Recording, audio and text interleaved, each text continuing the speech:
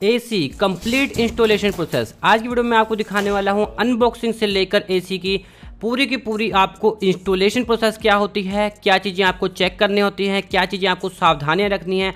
अगर कोई प्रॉब्लम हो जाती है एसी इंस्टॉल करते हुए तो वो चीज़ें आप कैसे ठीक करते हैं या जो टेक्नीशियन है वो कैसे ठीक करता है। पूरी की पूरी अंडर वॉल फिटिंग और अंडरग्राउंड फिटिंग कैसी करवाई जाती है। आपको ड्रेनेज जो सिस्टम होता है वो पहले ही पूरा अंडरग्राउंड कराना होता है और जो कोई भी आपकी वायर है वो वहाँ पर ना दिखे, तो वो चीज़ें कैसे होती है। तो कंप्लीट आज की वीडियो देखने के बाद आपको कोई भी क्वेश्चन नहीं रह जाएगा कि भाई एसी इंस्टॉलेशन के टाइम में आपको क्या क्या चीज़ें ध्यान में रखनी चाहिए। नमस्कार दोस्तों, मेरा नाम है शिवा दुबे और आप देख रहे हो यूट्यूबर शिवा। तो ये है एसी का कंप्लीट अनबॉक्सिंग से लेकर फाइनल इंस्टॉलेशन तक का पूरा वीडियो। तो ये देख सकते हो एसी के साथ में ही आपको ये जो मेटल प्लेट होती है एसी में लगी हुई मिलती है। तो इसको पहले निकाला जाता है। ये जो मेटल प्लेट है ये आपकी पूरी की पूरी जो वॉल होती है वहाँ पर लगती है और प्रॉपर तरीके से लगाई जाती है। उसके ऊपर ही जो आपका एसी होता है वो हैंग होता है, यानी कि उसके ऊपर लगता है। वो कैसे लगता है वो चीज़ भी दिखाऊंगा। तो यहाँ पर जो कुछ पॉलीथीन थी वो एसी के ऊपर से निकाल दी गई है, क्योंकि ये जो इंडोर यूनिट है सबसे पहले इसकी जो है इंस्टॉलेशन होगी तो उसको पहले ओपन किया जाता है। तो ये आप देख सकते हो सबसे पहले इसको ओपन किया जाएगा। और भी बहुत सी इसमें चीज़ें होती हैं जो एसी के अंदर यानी इंडोर यूनिट के अंदर ही होती हैं, जो चीज़ आपको देखने को मिलेंगी। तो ये कुछ क्लैंप्स होते हैं, ये जब ओपन करते हैं तो इसी में आपको इसकी जो वायरिंग होती है पूरी की पूरी वो वायरिंग इसी में मिलती है। ये उसकी कुछ कॉपर पाइप्स होती हैं जिनको ये अभी इंसुलेशन टेप से इंसुलेट करेंगे पूरा का पूरा, और उसके बाद आपको देखने को मिलेगा कि किस तरीके से ये सारी चीज़ें होती हैं। तो ये आप देख सकते हो ये वो पाइप है ये जो अभी आपको देखने को मिल रही है, जिसके थ्रू आपका जो एसी है वो आउटडोर यूनिट से कनेक्ट होता है। ये जो चीज़ है अभी आउटडोर यूनिट भी आपको मैं दिखाऊंगा, उसका भी पूरा कंप्लीट जो प्रोसेस है क्या कुछ होता है वो चीज़ मैं दिखाऊंगा। तो ये जो इंसुलेशन टेप है ये भी आपको जो एलजी कंपनी है उसके साथ में ही मिल जाती है। अगर आपका एसी किसी और कंपनी का है तो जितने भी कंपनी है भाई, कोई भी कंपनी हो एसी, चाहे ये मैं अभी आपको जो दिखा रहा हूँ ये मेरा एलजी का एसी है जिसको मैंने इंस्टॉल करवाया है। लगभग जो सैमसंग है, मित्सुबिशी हैं, ओ जनरल हैं या कोई भी कंपनी का एसी होता है वो सब के सभी जो इंस्टॉलेशन प्रोसेस होती है वो सेम ही होती है। और यहाँ पर आप देख सकते हो हमारी जो अंडर वॉल फिटिंग है, यहाँ पर आपको एक बड़ी पाइप दिख रही है वो 2.5 इंची की जो आउटर की तरफ जाएगी। उसके अलावा जो हमारी इलेक्ट्रिसिटी फिटिंग है वो भी इसी में है और जो ड्रेनेज फिटिंग है वो भी इसी में, यानी जो पानी जाएगा एसी में से पाइप जो आपको देखने को नॉर्मली घरों में मिलती है कि वो बाहर लटक रही होती है जिसमें से पानी टपक रहा होता है। तो यहाँ पर अब जो पहले से आप अगर प्लानिंग करके रखोगे तो आपको वो पाइप देखने को नहीं मिलेगी। तो ये होती है भाई अंडर जो वॉल फिटिंग होती है। यहाँ पर अभी हमारा स्विच लगेगा, जो इलेक्ट्रिसिटी फिटिंग है वो यहाँ से होते हुए जाएगी और ये ऊपर आकर जो अभी हमने आपको मेन अपना बॉक्स दिखाया था ये है हमारा जो हब, वहाँ पर कनेक्ट होता है। ये जो ग्रे कलर की पाइप दिख रही है ये वाली है हमारी ड्रेनेज पाइप और इसके पीछे हमारा बाथरूम है। तो ये ड्रेनेज पाइप सीधा उसमें से कनेक्ट हो जा रही है और बाथरूम में से मतलब direct under wall underground fitting हो जाएगी। जो ऊपर आपको देखने को मिल रही है मोटी सी पाइप वो 2.5 इंच की पाइप है, ये जाती है सीधा आउटर में। और जिस टाइम पर हमने लेंटर डलवाया था उस टाइम पर ये पाइप की फिटिंग होती है। तो जब भी आप न्यू रूम बनवाते हो या न्यू हाउस बनवाते हो तो उस टाइम पर ये सारी फिटिंग हो जाती है। तो उसके बाद क्या होता है, जो आपका रूम है वो बहुत ही क्लीन और नीट लुक देता है। मतलब आपके एसी के पास कोई स्विच बोर्ड नहीं होगा, कुछ भी नहीं होगा। जैसे कि अभी आप देख रहे हो जो हमारी वॉल है यहाँ पर अभी आपको कोई भी स्विच बोर्ड भी दिखाई नहीं दे रहा है, क्योंकि जो हमारी फिटिंग होने वाली है इलेक्ट्रिसिटी की वो भी पहले ही हो चुकी है और उसका जो बटन होगा वो भी मैं आपको वीडियो में दिखाऊंगा। जो उसके बाद मेटल प्लेट है उसकी मार्किंग होती है। जो मेटल प्लेट है उसको पूरा स्पिरिट लेवल लगा कर चेक किया जाता है। और ये मैं आपको क्लोजर लुक दिखाता हूँ। जो हमारी वायरिंग है इसमें 2.5 mm की वायर यूज़ होती है जो हमारी एसी के लिए होती है, जो पहले ही फिट हुई पड़ी है। जो मोटी पाइप है उसमें से हमारी जो आउटर है वो फिटिंग होगी। तो वो सारी चीज़ें हैं आपको देखने को मिल जाएंगी इसमें स्टेप बाय स्टेप कैसे कैसे एक एक चीज़ हो रही है। उसके बाद जो हमारी मार्किंग लगाई गई थी मेटल प्लेट के ऊपर उसमें ड्रिल से होल किए जाते हैं ताकि उस मेटल प्लेट को यहाँ पर अच्छे तरीके से प्रॉपर लेवल करने के बाद लगाया जा सके। तो जो चीज़ मैं आपको बता रहा था कि जो ये अंडर वॉल अंडरग्राउंड फिटिंग होती है उसका यही फ़ायदा होता है कि जो आपका एसी है वो नीट एंड क्लीन लुक आता है, जैसे कि अभी आप देख सकते हो। और बहुत से लोग इस वीडियो को देखने के बाद ये भी कहेंगे कि भाई आपने तो स्टेबलाइज़र भी नहीं लगवाया। तो ये जो कंपनी का मेरा एसी है एलजी वाला, इसकी कंपनी भाई गारंटी लेती है कि आपको स्टेबलाइज़र की ज़रूरत नहीं है। स्टेबलाइज़र फ्री ऑपरेशंस हैं, स्पेशल इसकी ही मेन ऐड में भी रहती है। और मैंने भी चेक किया, मेरे को भी अब ये जो इंस्टॉलेशन करवाए हो चुका है 3 से 4 साल हो चुके हैं। और मेरी आपको काफ़ी ज़्यादा जो वीडियोज़ हैं वो एसी की सर्विस की भी मैं करवा चुका हूँ कई बार। तो कोई दिक्कत नहीं आई आज तक, कोई स्टेबलाइजर की मेरे को आज तक जरूरत नहीं महसूस हुई, ना मैंने लगवाया था। और यहाँ पर आप देख सकते हो ये जो आउटडोर यूनिट है ये है आउटडोर यूनिट। तो इसमें भी ये जो हमारी 10 फीट के आसपास की होती हैं जो कॉपर की पाइप्स होती हैं वो उसमें पहले से ही होती हैं। अगर आपको उससे ज़्यादा की ज़रूरत है तो वो आपको अलग से लेनी पड़ती है। और ये जो मेरा 2.5 इंची का जो मैंने आपको पाइप जो मोटा पाइप दिखाया था जो हमारे हब में था, तो यहाँ से ये निकला हुआ है जो कि हमने लेंटर में पहले ही फिटिंग करवा ली थी। अब ये जो हमारी पाइप्स है कॉपर पाइप्स जो 10 फीट इसके साथ में आती हैं उनका तो कोई एक्स्ट्रा चार्ज नहीं होता, बट अगर आप अलग से लोगे तो उसका एक्स्ट्रा चार्ज होगा। और ये है भाई 2.5 इंची की एल्बो बेंड। ये इसी जो हमारे आपको देखने को मिल रहा है जो मैंने 2.5 इंची की आपको मोटी पाइप बताई, तो उसके ऊपर ये 2.5 इंची का एल्बो है। तो ये जब लग जाएगा तो जैसे कि बारिश वगैरह होती है तो उसका जो पानी होता है वो अंदर जाने का कोई चांस नहीं रह जाएगा, इसलिए मैंने ये एल्बो लगवाई है। आप चाहो तो स्किप भी कर सकते हो, वो आपकी मर्जी है, लगवा लोगे तो ज़्यादा बेनिफिट रहेगा। अदरवाइज ये टेप से भी कवर कर देते हैं तो भी जल्दी पानी नहीं आता, बट मैंने कहा भाई कि अब लगवा ही रहे हैं तो इसको भी लगवा ही लेते हैं, क्योंकि ये चीज़ें आपको खुद ले आनी पड़ती हैं, ये आपको लाकर नहीं देंगे। जो ये इंस्टॉलेशन टेप है ये आपको इसके साथ में मिल जाती है, जो LG कंपनी का एसी होता है उसके साथ में मिल जाती है, तो ये आपको अलग से लेने की जरूरत नहीं पड़ती है। उसके बाद ये भी पूरा इंसुलेट किया जा रहा है। जो हमारी कॉपर की पाइप हमको इसको आउटडोर यूनिट के साथ में मिली थी, उसके साथ में आपको और क्या क्या मिलता है वो चीज़ मैं आपको दिखा देता हूँ। तो यहाँ पर अब आप देख रहे हो ये जो हैं ये हमारा जो स्टैंड होता है उसके साथ लगने के लिए होते हैं रबड़। और ये जो स्टैंड होता है हमारा आउटडोर यूनिट का, ये आपको अलग से इसके चार्जेस लगते हैं। ये लगभग मेरा 500 रुपये का था अगर ये वाला आप नॉर्मल लगवाओगे। उसके अलावा अगर आप जो हैंग करवाते हो एसी को वो वाला 1000 रुपये के आसपास होता है। बाकी टाइम टू टाइम वेरी कर सकता है जिस हिसाब से हो। नॉर्मली ये वाले जो लगवाया था इन्होंने मेरे से 500 रुपये लिए थे इस वाले के, जो था हमारा स्टैंडिंग वाला होता है। उसके अलावा ये आप इनकी वायर्स वगैरह दे सकते हो, मतलब काफ़ी अच्छे तरीके से पहले से फिट होती है। जस्ट आपको ये वाले जो आपको दिख रहा है वायर, ये जो हमारा इंडोर यूनिट होगा, अभी ये जो पूरी की पूरी कॉपर पाइप है सारे कुछ है ये उसमें जाएगी और ये हमारे इंडोर यूनिट में जाके अटैच होगा। तो ये चीज़ भी मैं आपको भी दिखाऊंगा थोड़ी देर बाद। अब आप देख सकते हो ये हमारा जो स्टैंड है आउटडोर यूनिट का ये इसमें लग रहा है। तो उसके बाद जब ये लग जाएगा तो हमारा एसी लगने के लिए इंस्टॉल होने के लिए पूरा तैयार हो जाएगा। बट उसके पहले ये जो हमारे हैं इसको सेटिंग करके लगाया जाता है। जो हमारी कॉपर पाइप है इसको इसी में से डाला जाता है। इसके अलावा अगर आपकी लेंथ है तो वो आपको एक्स्ट्रा चार्जेस लगते हैं, वो कंपनी टू कंपनी वेरी करते हैं नॉर्मली। तो जो ये एक्स्ट्रा चार्जेस होंगे ये आपको उनको देने पड़ेंगे। जो भी टेक्नीशियन होगा वो आपसे पहले पूछेगा कि क्या आप देने के लिए तैयार हो। अगर आप देने के लिए तैयार हो गए तभी वो इंस्टॉलेशन करेगा, अदरवाइज वो इंस्टॉलेशन नहीं करता है। तो यहाँ पर अब आप देख सकते हो कि हमारे को तो कोई एक्स्ट्रा जरूरत नहीं थी, क्योंकि हमने पहले ही भाई जैसे मैंने बताया कि रूम पहले ही रेडी था कि यहाँ पर एसी लगेगा, तो उसके हिसाब से नाप कर ही सब कुछ करवाया गया था। बट कई बार क्या होता है कि नॉर्मली हम कई बार पहले से प्लान नहीं रखते हैं कि हमको एसी लगवानी है। तो जब पहले से प्लानिंग नहीं होती है तो उस टाइम पर क्या होता है कि हमको तोड़ फोड़ थोड़ी करवानी पड़ जाती है। तो वो चीज़ें आपको एक्स्ट्रा भाई थोड़ा सा खर्चा भी होता है और दिक्कत का सामना भी करना पड़ता है। बट आप इनसे एक बार ज़रूर स्टार्टिंग में ही रिक्वेस्ट कर दिया करें, थोड़ा सा स्ट्रिक्टली रिक्वेस्ट कर दिया करें। स्ट्रिक्टली मतलब प्यार से कहिएगा कि बता दीजिए कि हाँ भाई हम आपको जो टेक्नीशियन होते हैं कि हम सब आपको भाई चाय पानी सब कुछ करवा देंगे। ये थोड़ी सी जल्दबाजी करने की कोशिश करते हैं नॉर्मली, क्योंकि इनको कई जगह इंस्टॉलेशन करनी होती है और उसके हिसाब से इनको पैसे मिलते हैं, तो ये जल्दी जल्दी करने की कोशिश करते हैं। तो थोड़ा सा इनको भाई रिक्वेस्ट करके थोड़ा स्ट्रिक्टली जैसे मर्जी अपनी तरफ से समझ आइए उस तरीके से आप इनको कह दीजिए कि भाई हमको तुमको चाय पानी सब कुछ करवाएंगे। बट बहुत मुश्किल से हम एसी लगवा रहे हैं, पहली बार एसी लगवा रहे हैं, दूसरी बार जो भी है, तो प्लीज़ कृपया करके अच्छे तरीके से आप थोड़ा टाइम ले लीजिए।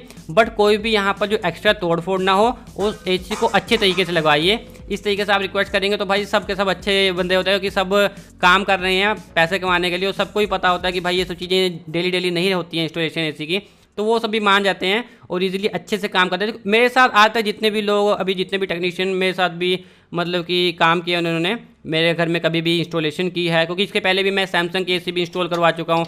ये मेरा LG का एसी है और इनकी लगभग हर साल सर्विस भी होती है। तो मैं जब भी इनसे कोई भी काम करवाता हूँ तो भाई ये इनका अभी तक मेरा जो व्यवहार है और इनका व्यवहार है वो बहुत अच्छा रहा है। तो बट कई लोग यूट्यूब पर वीडियो डालते हैं कि उन्होंने उनके साथ अच्छा व्यवहार नहीं किया, तो हो सकता है कि आपका व्यवहार भी सही ना हो, तो आप भी उनसे अच्छा व्यवहार कीजिए और बदले में वो भी आपसे अच्छा व्यवहार करेंगे। बट इनको भाई एक बार जरूर कह दीजिएगा कि जल्दबाजी मत करें कृपया करके। तो उसके बाद अब आप देख सकते हो जो वो सारा काम हो जाता है। अब यहाँ पर जो आपको देखने को मिल रहा है, जो मैंने आपको दिखाया था कि जो कॉपर की पाइप्स हैं वो नीचे आ चुकी हैं और ये हमारा एसी है। तो भाई नीचे जो एसी का हमारा अनबॉक्सिंग वाला गत्ता था उसी के ऊपर एसी रखा हुआ है। आप चाहो तो कोई इनको गद्दा वगैरह दे सकते हो कि उसके ऊपर रख लें, क्या होता है कई बार जो तोड़ फोड़ होती है ना, तो वहाँ से कई बार एसी के ऊपर कुछ स्क्रैचेस पड़ने के चांस हो जाते हैं। लकीली हमारे एसी में तो नहीं पड़ा था इतना, बहुत मतलब मामूली से स्क्रैच वगैरह पड़ सकते हैं, तो उस चीज़ का थोड़ा ध्यान रखिएगा आप जब भी तोड़ फोड़ करते हैं, वहाँ पर थोड़ा दिक्कत होती है। यहाँ पर भी इन्होंने थोड़ी सी तोड़ फोड़ की थी, बहुत ज़्यादा जरूरत नहीं पड़ी थी, बट थोड़ी तोड़ फोड़ करी। कई जगह पर इनको होल करना पड़ता है, तो इनके पास मशीन होती है, उससे वो 2.5 इंची का होल कर देते हैं। आप जैसे कि मान लीजिए किसी ने हैंग करवाना है वॉल के ऊपर, तो वो होल करते हैं, तो 2.5 इंची का होल होता है। उनके पास ड्रिल होती है स्पेशल किस्म की, उसमें अटैचमेंट लगी होती है, तो उससे वो कर लेते हैं। ये आप देख रहे हो। अब ये है ड्रेनेज पाइप इसकी। ये जो ड्रेनेज पाइप होती है, ये अब जैसे कि मैंने आपको बताया कि हमारी अंडरवॉल फिटिंग हुई पड़ी है, तो डायरेक्ट उसी के अंदर लग जाएगी, तो कोई एक्स्ट्रा खर्चा नहीं होगा और एक्स्ट्रा हमको कुछ भी जो एक्स्ट्रा जो पाइप वगैरह होती है वो देखने को नहीं मिलेगी आपको, डायरेक्ट इसका काम हो जाता है। तो अब आप देख रहे हो जो ये है हमारी अब एसी इंस्टॉलेशन के लिए रेडी है। जो इसको इंसुलिन वगैरह करना था टेप से, वो किया जा चुका है। इसको एक बार फिर से वो साफ़ कर दे रहे हैं, जो थोड़ा धूल मिट्टी पड़ी थी उसके ऊपर, उसको साफ़ कर दिया जा रहा है अच्छे तरीके से। और अब इसको एसी को हमारा हैंग किया जाएगा। अब आप देख सकते हो जो मेटल प्लेट थी हमारी, वो किस तरीके से लगती है और उसके ऊपर हम इसको किस तरीके से हैंग करवाते हैं। इस जगह पर आप खुद भी जरूर रहिएगा। एक चीज़ मेरी हमेशा ध्यान रखिएगा कि जब भी आप एसी का काम करवा रहे हो, चाहे आप कितना भी बिजी रहिए, उस टाइम पर आपको खुद या किसी न किसी रिस्पॉन्सिबल व्यक्ति को वहाँ पर प्रेजेंट रहना चाहिए। क्योंकि ये काम क्या होता है, कई बार अगर मान लीजिए टेक्नीशियन गलती से भी हो सकता है कि उनसे कुछ तोड़ फोड़ या कुछ गलत काम हो जाए, तो छिपा लेंगे, तो आप रहोगे सामने तो छिपा नहीं पाएंगे। तो इस चीज़ का ध्यान रखिएगा। और अच्छे से वो भी थोड़ा एक्स्ट्रा ध्यान से करते हैं, कोई सामने रहता है तो वो चीज़ आपको खड़ के ही काम करवाना चाहिए। ये मेरी भाई रिकमेंडेशन है, तो इस चीज़ का भी आप ज़रूर ध्यान रखिएगा, क्योंकि कई बार इनको कोई ना कोई चीज़ की ज़रूरत पड़ती ही रहती है। तो अगर आप वहाँ पर रहोगे तो ज़्यादा अच्छा रहेगा। तो यहाँ पर आप देख रहे हो जो आउटडोर यूनिट से हमारी पाइप थी वो आ चुकी है। वो आने के बाद जो हमारा एसी है वो यहाँ पर हैंग किया जा रहा है, जो हमारी मेटल प्लेट थी उसके ऊपर। जब हमारा एसी हैंग हो जाता है तो उसके बाद क्या होता है, उसके बाद जो हमारी पाइप्स हैं वो कनेक्ट की जाती हैं, जो हमारी वायरिंग है वो पूरी की पूरी कनेक्ट की जाती है। तो इसको कनेक्ट कर लेने देते हैं। सो गाइस, जब हमारा ये काम हो जाता है उसके बाद जो हमारा नेक्स्ट स्टेप होता है वो ये होता है, जो हमारी अंडरग्राउंड जो हमारी अंडरवॉल इलेक्ट्रिसिटी फिटिंग थी, तो वहाँ पर हमारी केबल्स थी, तो जो वायर्स थी उनको निकाला जाता है और उनको निकाल के कनेक्ट करने की कोशिश की जाती है। तो अभी वो निकाल ली गई हैं, बट उसके पहले जो हमारा इंडोर यूनिट है वो जो हमारा आउटडोर यूनिट है उसकी जो पाइप्स होती हैं उनको अब जोड़ना है। तो ये जो काम है ये मैं आपको देने देता हूँ। यहाँ पर मैं कोई कमेंट्री नहीं करूँगा। ये जो काम है ये भाई करते हुए देखते हुए ही मज़ा आता है, तो आप इसको एंजॉय कीजिए, देखिए बिल्कुल नेचुरल साउंड के साथ।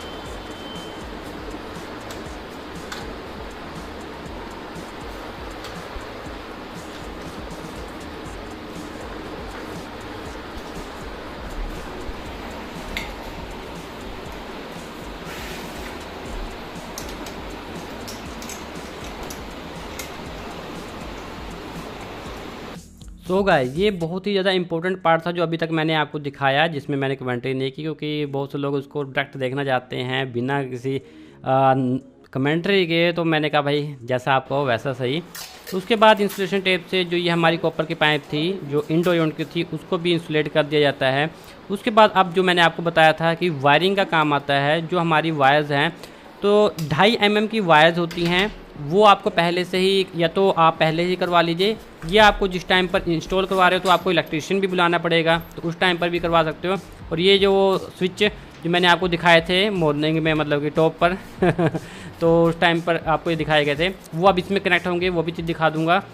तो जो ये लगभग 10 फीट के आसपास मेरे ख्याल से जो हमको एसी के साथ में वायर मिलती है, तो अगर आपका स्विच अगर प्लग जैसे कि लोगों के पास होता तो थोड़ा दूर भी होगा तो भी आपको एसी का अलग से कुछ देने की जरूरत नहीं पड़ेगी। अब मेरी तो यहाँ पर पहले ही फिटिंग है तो अलग बात है, तो ये इतनी भी बहुत है। बट अगर आपका थोड़ा सा 10 फीट 15 फीट दूर भी होगा प्लग, तब भी वहाँ तक जो आपके एसी की खुद की इनकी वायर है वो वहाँ तक पहुँच जाएगी, तो ये चीज़ काफ़ी अच्छी है। उसके बाद इसको जॉइंट कर दिया जाता है। अब भाई इसके बारे में आपको मैं ये चीज़ बताना चाहूँगा कि ये जो जॉइंट किया जा रहा है, हमारी जो वायर की फिटिंग है वो डायरेक्ट मेन जो हमारा मीटर होता है उससे नहीं है।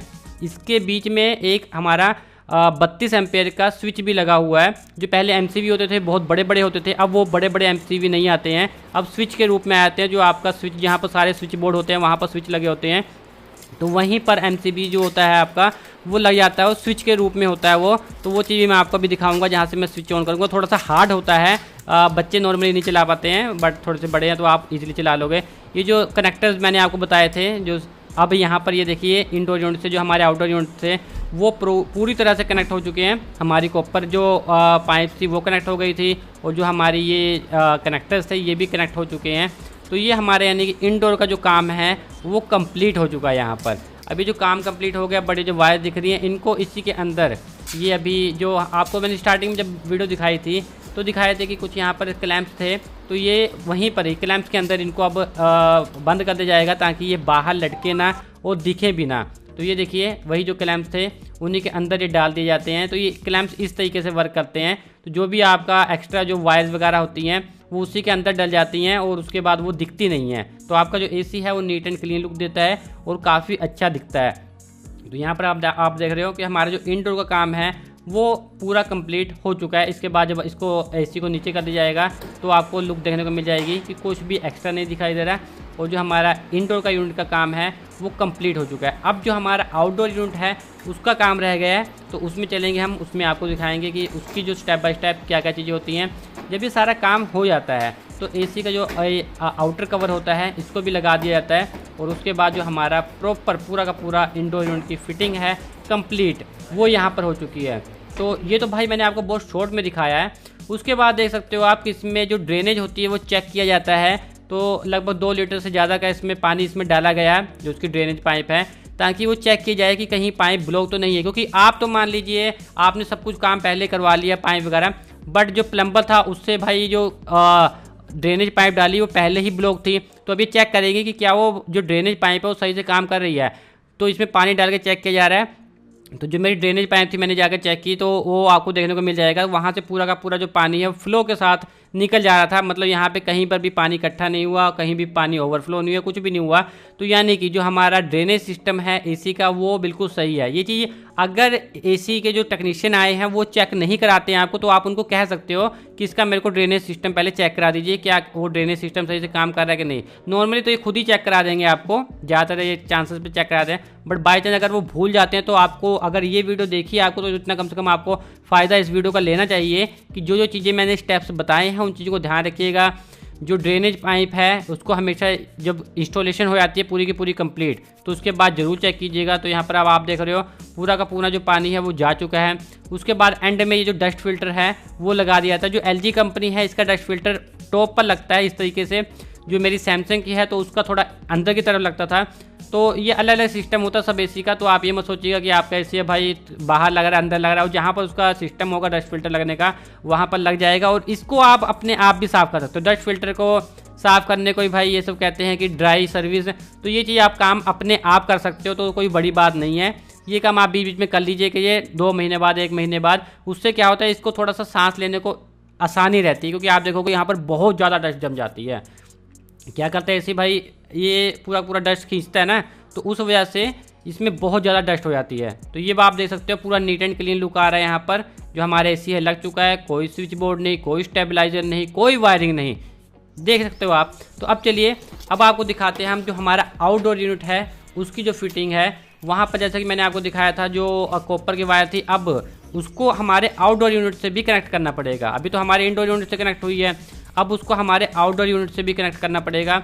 और ये जो हमने एल्बो बैंड दिखाया था आपको जो कि 2.5 इंच का ही था, तो उसको भी अब इसके अंदर डाला जा रहा है। ये कोई कंपलसरी चीज़ नहीं है, ये तो मैंने करवा लिया है भाई, क्योंकि पहले ही मेरे को नॉलेज थी इस चीज़ की।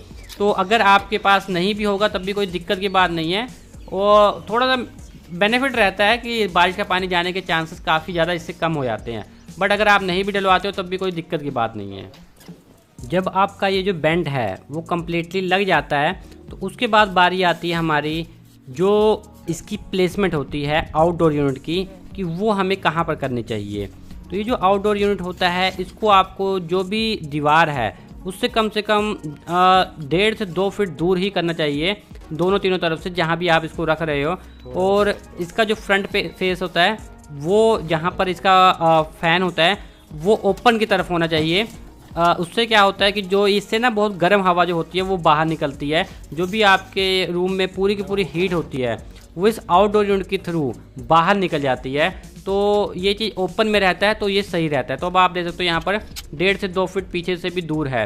उसके बाद जो हमारी कॉपर पाइप्स होती हैं इनको बेंड किया जाता है। इनको बेंड करने के लिए एक स्पेशल इनके पास टूल होता है जिसको पाइप बेंडर कहते हैं, या आप कह सकते हो बेंडिंग स्प्रिंग। तो उसकी मदद से इसको प्रॉपर सेट किया जाता है ताकि जो हमारा आउटडोर यूनिट है, नॉर्मली ये अगर आप धक्के से करने की कोशिश करते हो कॉपर पाइप्स को, ये सॉफ्ट मेटल होते हैं तो नॉर्मली ये टूट जाते हैं या प्रॉब्लम आती है इनमें, ख़राब हो जाते हैं। तो आपको डबल काम करना पड़ जाता है, जैसे कि इस वीडियो में अभी आपको मैं दिखाऊंगा। तो ये यहाँ पर अब आप जो स्प्रिंग सा दिख रहा है आपको, तो ये वही पाइप बेंडर है, बट इनसे भी जो है वो सही से नहीं हो पाता है, और जो हमारा पाइप है कॉपर वाला वो बीच में टूट जाता है। तो उसको कैसे सही किया जाता है उसके लिए भी इनके पास टूल होते हैं, तो वो चीज़ भी मैं आपको दिखाऊंगा। अभी तो ये भाई अपनी तरफ से तो पूरी सही से कर रहे हैं, फिर भी सही से जितना मर्जी कर लीजिए, फिर भी कई बार क्या होता है कि कोई ना कोई प्रॉब्लम आ ही जाती है, और ऐसे चांसेस आपके साथ भी हो सकते हैं।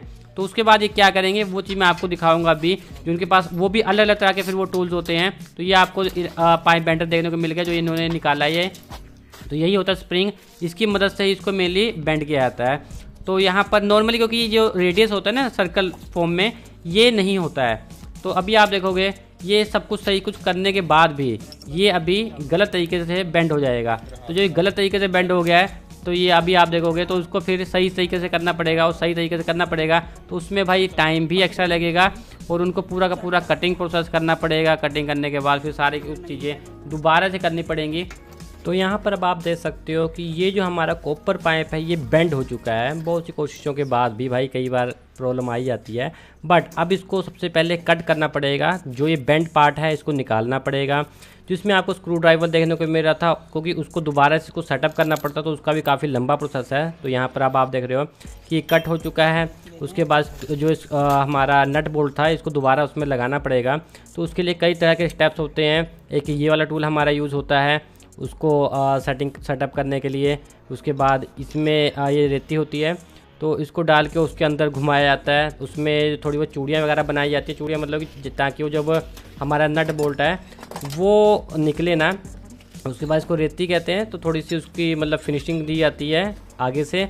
उसके बाद एक और ये वाला टूल होता है, उससे जो फाइनल जो भी उसका टचअप होता है जो भी करना होता है ताकि उसमें जो नट बोल्ट हमारा वो बाहर ना निकल पाए ना, तो उससे प्रॉपर सेटिंग हो जाए। तो उस लिए सारी चीज़ें मतलब काफ़ी तरह के स्टेप्स होते हैं तो वो सारे करने पड़ते हैं। उसके बाद अगर ये चीज़ें तभी आपको होंगी जब कोई प्रॉब्लम आती है। फिर उसके बाद दोबारा से उसमें बेंडर डाला जाता है। बेंडर डालने के बाद फिर उसको दोबारा से फिर लगाया जाएगा। अब जब ये दोबारा लगाया जा रहा है तो भाई अब ये कम से कम सही है, तो अब उसमें कोई दिक्कत नहीं आएगी। अब जब दिक्कत नहीं आएगी तो फिर हमारा मतलब कि जो स्टेप है वो पूरा हो जाएगा, कंप्लीट हो जाएगा। तो उसके बाद ये आप देख सकते हो जो नट बोल्ट है वो इसमें अटैच करके उसके बाद इसको लगा दिया जाएगा। अब इसमें एक स्टेप और भी बढ़ जाता है क्योंकि ये जो चीज़ें हुई हैं, अगर ये आपकी कॉपर पाइप जो भी होती है अगर ये ऐसे टूट जाती है, कोई भी बेंड पड़ जाता है इसमें और ये प्रोसेस करना पड़ता है, तो उसके बाद एक और प्रोसेस होगा। तो वो चीज़ भी अभी आपको दिखाऊंगा मैं। तो ये देख सकते हो आप। तो उसके बाद इसको नट बोल्ट को टाइट कर देना अच्छे तरीके से किसी भी स्क्रू ड्राइवर की मदद से या पाने कहते हैं इनको, तो उसकी मदद से। तो ये आप देख सकते हो ये कर दिया।